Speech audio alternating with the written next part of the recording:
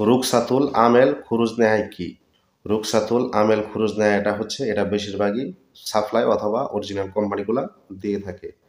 একটা কোম্পানি আমেলারি লোকের একামা মানে রিনিউ করতে অর্থাৎ একামা বানাতে কিন্তু ৯.৫ ১০ কিংবা ১০,৫০০ রিয়াল পর্যন্ত ১ বছরের জন্য লাগে।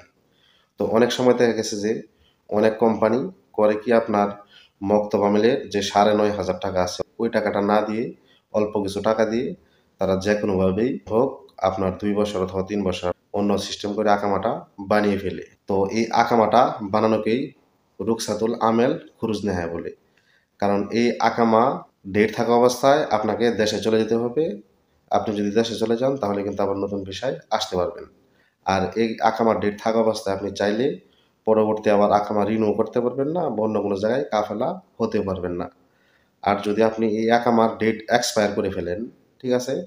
তাহলে কিন্তু আপনাকে এই দেশ থেকে যেতেই কষ্ট হবে, নতুন ভিসায় আসতে পারবেন না। অনেকে কিন্তু এখন কমেন্ট করেন যে, "ভাই এটা আমি কিভাবে চেক করব?"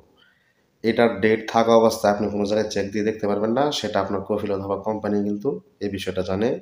আপনি চাইলে অন্য কোনো জায়গায় চেক দিয়ে কিন্তু দেখতে পারবেন না।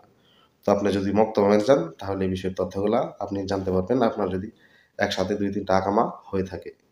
তো আশা করি আপনারা এই বিষয়টা বুঝতে পারছেন।